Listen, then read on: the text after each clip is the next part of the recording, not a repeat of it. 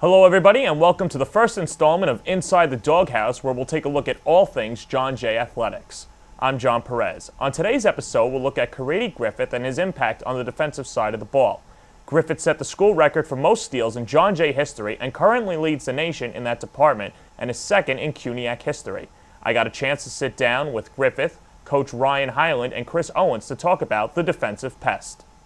Ryan, team's been playing well as of late, but you've got two outstanding seniors, Chris and Korede. We'll start with Korede. A lot of people know him for his accolades and his stats and obviously leading the nation in steal this year.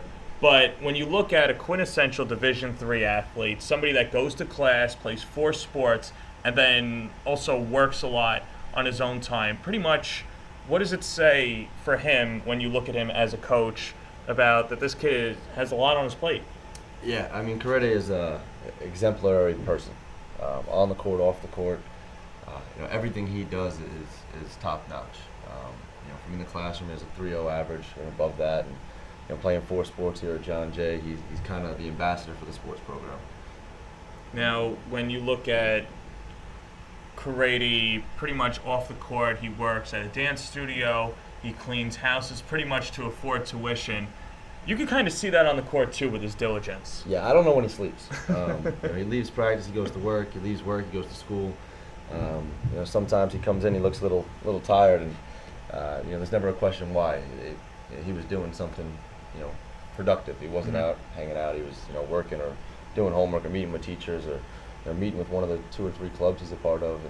And every minute of his day is planned out heading into it, and he knows, this is when I have to do this is when I have to be in practice, this is when I have to go to work. And the drive and the determination for a 22, 23-year-old kid to be able to do all those things is pretty amazing.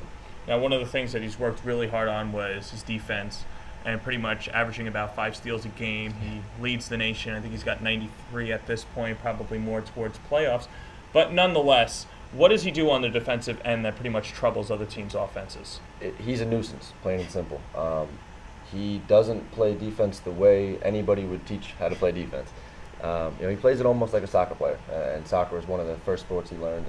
And he has great anticipation, and he's really, really great at making you uncomfortable. Soccer players are taught to contain, and then dive in when they think they have an opportunity. And you watch Korede play, and that's similar. That's a similar style he has on the defensive end. So obviously his offense has been down this year, but he has kept it up on the defensive end too. But you saw in the York game he had 4 fouls, but in those final 10 seconds, about in the second half, you brought him in pretty much as a defensive specialist, knowing with 4 fouls. What's your trust level in Korede? Through the roof. Korede and I established our relationship before I was even hired here. He's one of the first people I met back in July when I came to interview. He just comes across as a guy who you have to trust. A guy who's doing all these things in the classroom, off the court.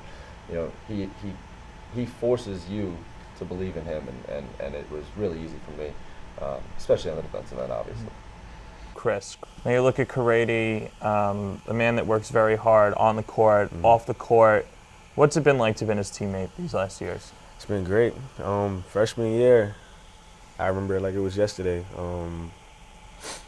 He was just a defender, like no offense, none of that was required. Sophomore year, he started, began to expand his game. Junior year, me and him really locked in because we know it was us. We've been there for each other from the beginning. And now it's senior year, so we we always on the same page. We have that chemistry that any team would wish to ask for. All right, Korede, so you lead the nation in steals.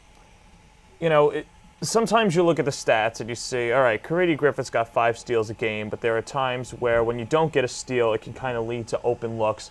But with you pretty much make up when you don't get that steal for that lost ground. Just about your awareness, what is so different about the way you approach a defense as opposed to other players when they try and get those steals? I would say it's about just not giving up on the play, because you're not gonna always get it, but then you could make that decision to just say I didn't get it, so let me just let them play 4 and 5, or just get back to the furthest man or the next man that's gonna get the next pass, and that way it makes up for that miss.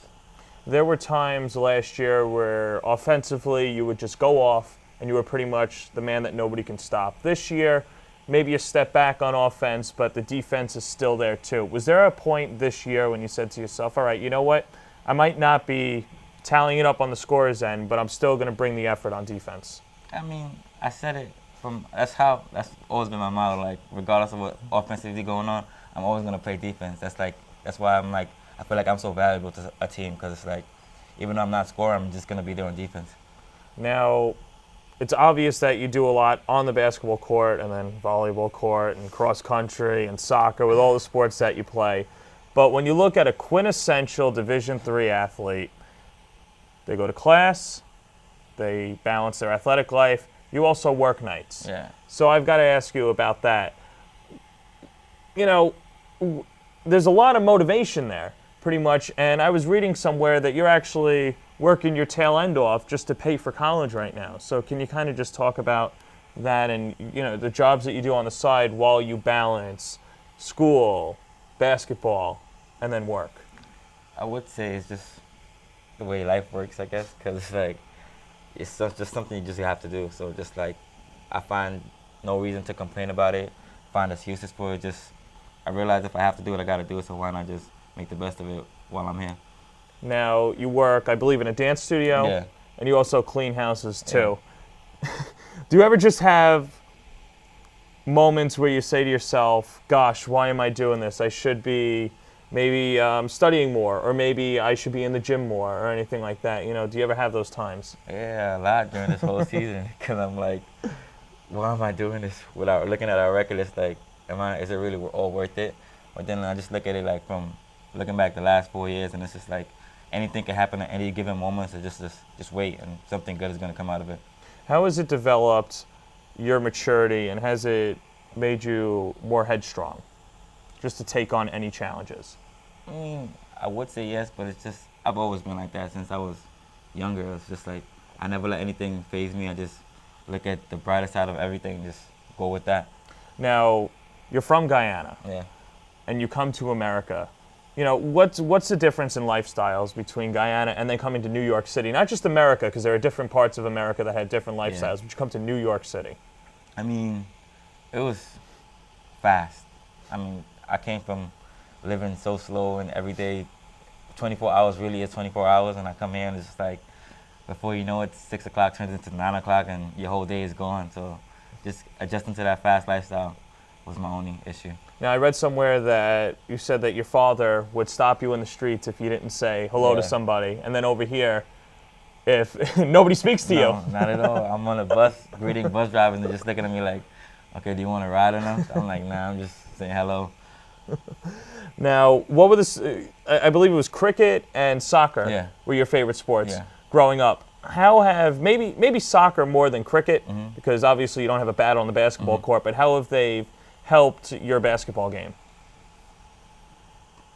I would say my speed and my stamina, because I ran cross country in Africa and played soccer there, and it was just like non-stop running, and it was in the heat, and it just built up my stamina. So when I came here, people ask me why I always run. That's why. That'll wrap things up for this edition of Inside the Doghouse. If you like this episode and want to see more, you can check us out on johnjathletics.com and follow on Twitter and Instagram at JJAY Athletics. For the entire staff of Inside the Doghouse, I'm John Perez, signing off.